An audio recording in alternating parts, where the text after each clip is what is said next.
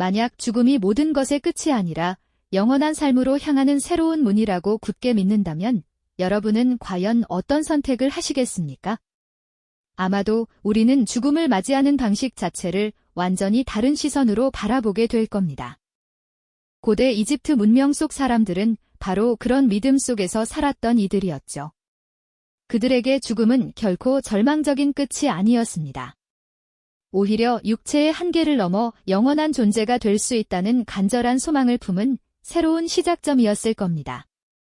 그들은 이 세상에서의 삶이 끝난 뒤에도 또 다른 세상에서 영원히 살아갈 수 있다고 진심으로 믿었으니까요.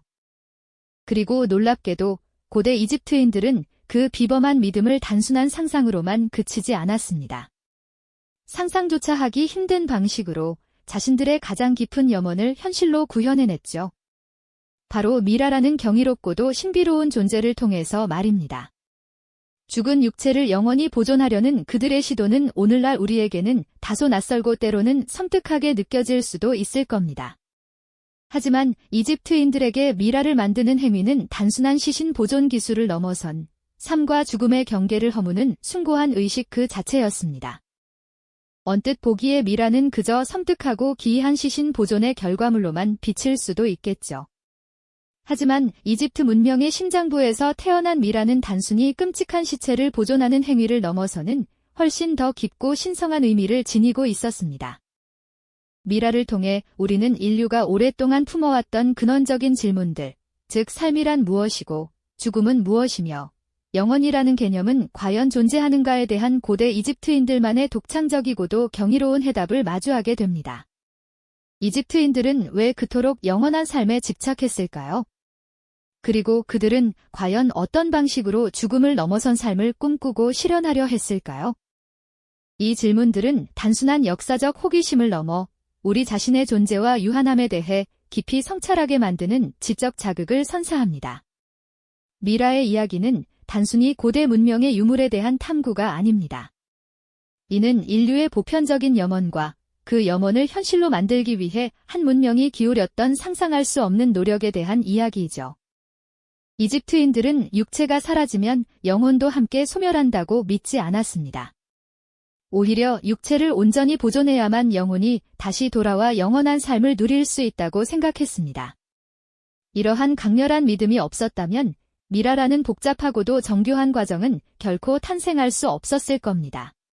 죽음 앞에서 좌절하기보다 오히려 죽음을 삶의 연장선으로 이해하고 영원한 존재가 되기 위해 모든 지혜와 기술, 그리고 신념을 쏟아부었던 고대 이집트인들의 이야기는 우리에게 깊은 울림을 전해줄 것입니다.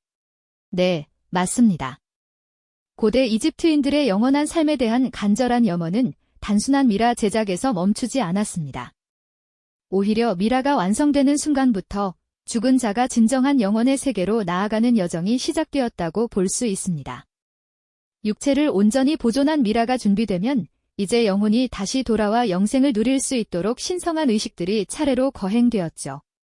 이 모든 과정은 죽음을 단순히 끝이 아닌 새로운 시작으로 보았던 그들의 깊은 신념을 고스란히 담고 있습니다. 가장 먼저 엄숙한 장례의식이 치러졌습니다. 미라로 만들어진 망자는 화려하게 장식된 관에 안치되어 슬픔에 잠긴 가족들과 친지들의 애도 속에 무덤으로 향하는 긴 행렬의 중심에 서게 됩니다. 이 행렬에는 신관들과 전문 애국자들이 함께하며 죽은 자의 영혼이 평안히 다음 세상으로 나아가기를 기원하는 의례를 진행했죠. 이집트인들에게 무덤은 단순한 매장지가 아니라 영원한 집이자 부활을 기다리는 신성한 공간이었으니 그곳으로 향하는 발걸음 하나하나의 숙연함과 동시에 영생에 대한 간절한 희망이 깃들어 있었을 겁니다. 무덤에 도착하면 가장 중요하고 신비로운 의식 중 하나인 디벼는 의식, 오퍼닝 오브 더 마우스, 이 거행되었습니다. 이 의식은 미라가 된 망자가 다음 세상에서 다시 보고, 듣고, 말하고, 먹고 마실 수 있도록 감각을 되살려주는 마법 같은 순간이었죠. 마치 살아있는 사람처럼 다시 숨쉬고 소통할 수 있도록 신관들은 정교한 도구들을 사용하여 미라의 입과 눈, 코 등의 상징적인 동작을 취했습니다. 이 의식을 통해 육체는 다시 한번 영혼과 연결될 준비를 마치게 되는 것이죠. 상상해보세요. 굳게 닫힌 입이 다시 열리고 침묵하던 영혼이 비로소 다시 세상과 대화할 준비를 하는 그 웅장한 장면을요. 또한 망자가 영원한 삶의 여정을 무사히 헤쳐나갈 수 있도록 수많은 부장품들이 무덤에 함께 묻혔습니다. 이 부장품들은 단순히 고인의 재산을 과시하는 물건이 아니었습니다. 각각의 물건에는 현세의 삶과 내세의 안녕을 기원하는 특별한 의미와 역할이 담겨 있었죠. 예를 들어 샤브티라고 불리는 작은 인형들은 망자가 저승에서 힘든 노동을 해야 할 때 대신 일해주는 존재로 여겨졌습니다. 마치 저승에서의 충실한 하인처럼 망자가 편안한 영생을 누릴 수 있도록 돕는 역할을 한 것이죠. 그리고 미라의 몸에는 다양한 아뮬렛들이 놓여져 악한 기운으로부터 망자를 보호하고 행운을 가져다 주기를 빌었습니다. 생명의 상징인 앙크부터 재생과 부활을 의미하는 스카라브 딱정벌레 모양의 아뮬렛까지 이 작은 부적들은 망자가 다음 세상으로 가는 길을 지켜주는 강력한 수호자였던 셈입니다. 이 모든 부장품들은 죽은 자가 영원한 삶을 누리는 데 필요한 모든 것을 현세에서 미리 준비해 주려는 지극정성이 담겨 있다고 할 수 있겠습니다. 하지만 그 중에서도 가장 중요한 부장품은 바로 죽은 자의 서, 복 오브 더 데드였습니다.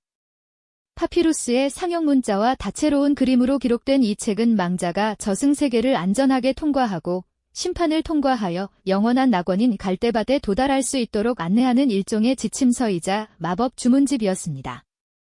마치 낯선 길을 떠나는 여행자에게 필요한 지도와도 같았죠. 이 책에는 악령을 물리치고 신들의 심판을 통과하는 데 필요한 주문과 기도문, 그리고 저승의 지형에 대한 정보들이 상세히 담겨 있었습니다. 망자는 이 책의 도움을 받아 어둠과 혼돈의 세계를 헤치고 마침내 영원한 평화와 행복을 얻을 수 있다고 믿었던 겁니다. 죽음을 넘어선 삶에 대한 고대 이집트인들의 집착에 가까운 열망이 이 한 권의 책에 고스란히 응축되어 있는 셈이죠. 이처럼 고대 이집트인들은 미라 제작을 넘어선 장례의식과 부장품, 그리고 죽은 자의 설을 통해 죽음을 철저히 준비하고 영원한 삶의 여정을 완벽하게 설계했습니다. 그들에게 죽음은 끝이 아니라 또 다른 시작을 위한 거대한 프로젝트였던 것이죠. 그렇다면 이처럼 철저하게 준비된 망자의 영원한 여정은 과연 어떻게 시작되었을까요? 미라 제작이 완료된 후 고대 이집트인들의 삶과 죽음을 잇는 가장 중요한 의식들이 비로소 펼쳐지곤 했습니다. 바로 영생을 향한 망자의 마지막 길을 배웅하는 성대하면서도 엄숙한 장례 의식들이었죠. 장례 행렬은 단순한 운구가 아니었답니다.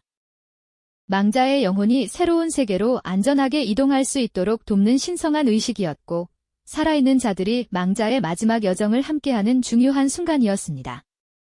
미라가 안치될 무덤에 도착하기 직전 가장 신성한 의식 중 하나인 디벼는 의식 오퍼닝 오브 더 마우스이 거행되었습니다.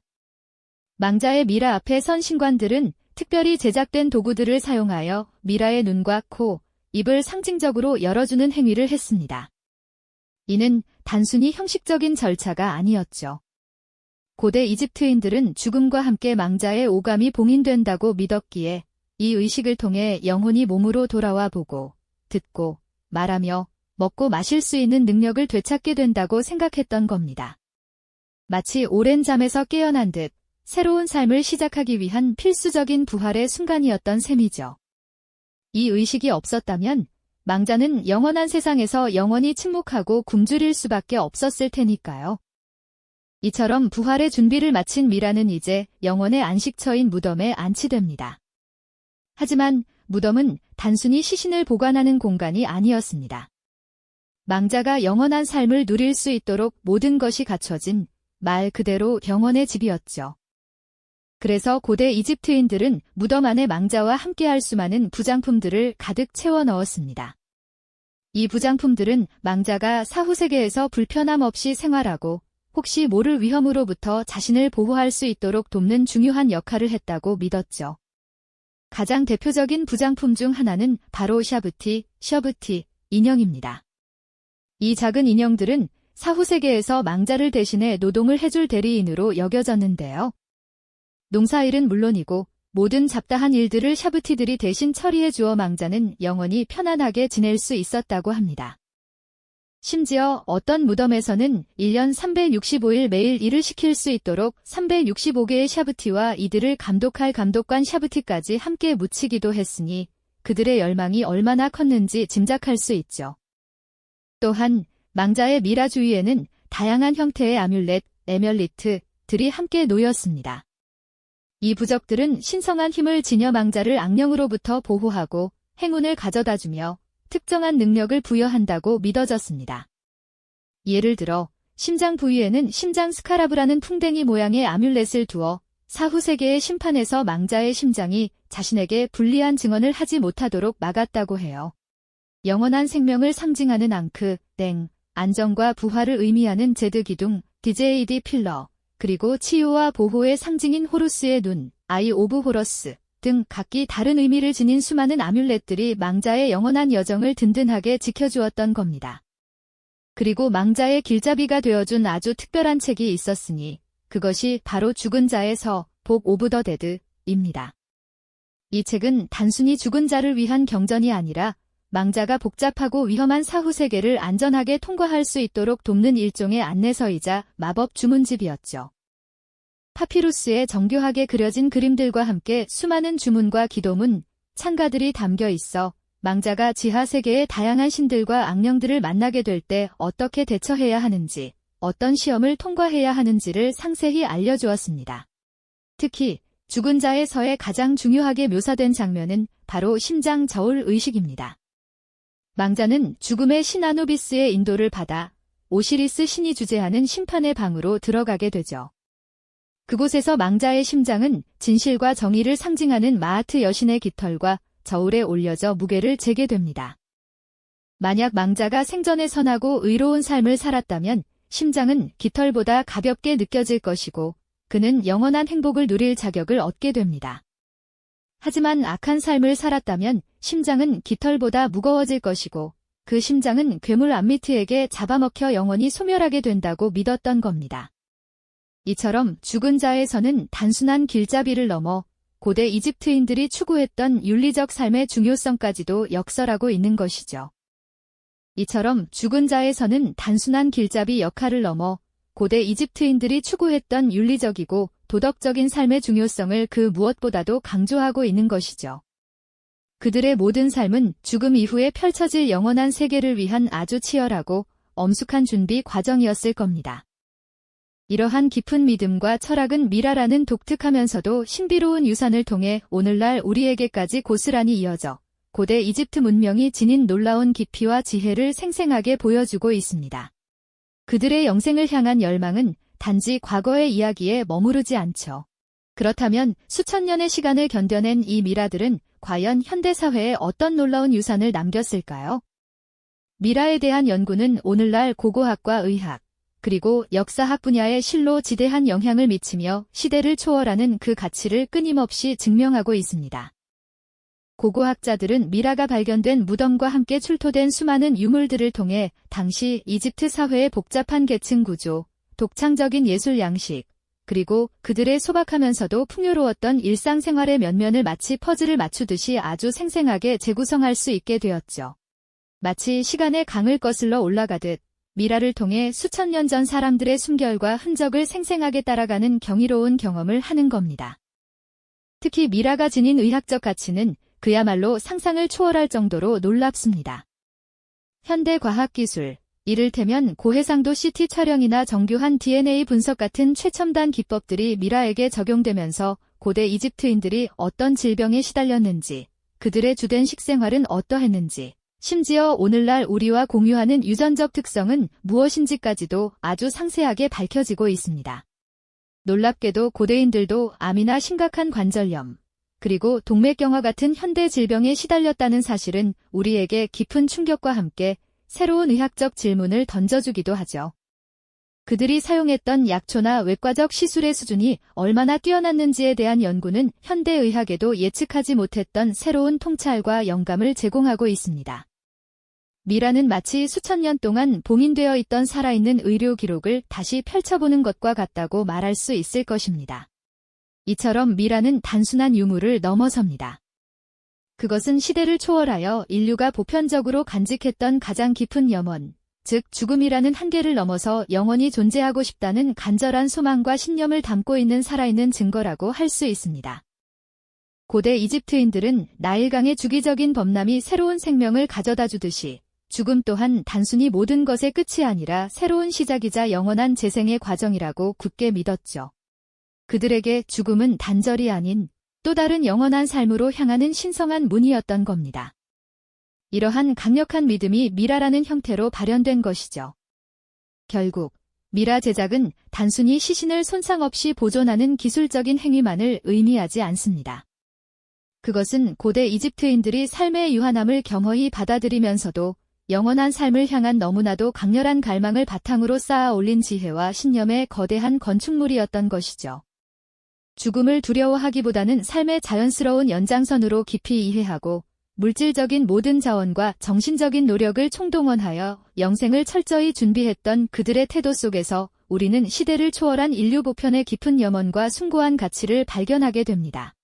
미라는 우리에게 삶과 죽음의 의미를 다시 한번 되새기게 하는 거울과도 같다고 할 수 있겠습니다. 미라를 통해 고대 이집트 문명은 오늘날 우리에게 하나의 근원적인 질문을 던지는 듯합니다. 죽음 이후의 삶을 그토록 치열하게 상상하고 준비했던 그들의 이야기는 결국 지금 우리가 이 유한한 순간들을 어떻게 살아가야 할지에 대한 깊고 본질적인 물음을 던져주고 있습니다. 영원한 삶을 꿈꾸었던 이들의 지혜가 오늘날 우리의 삶과 죽음, 그리고 우리가 진정으로 추구해야 할 가치들을 다시 한번 깊이 돌아보는 소중한 계기가 되기를 바랍니다. 수천 년의 시간을 넘어 우리에게 다가온 이집트 문명의 이야기는 앞으로도 계속해서 인류에게 새로운 지식과 통찰의 문을 활짝 열어줄 것입니다. 이 영상이 도움이 되셨다면 좋아요와 구독 부탁드립니다. 여러분의 응원이 제게 큰 힘이 됩니다. 다음 영상에서도 더 유용한 정보를 공유하겠습니다. 감사합니다.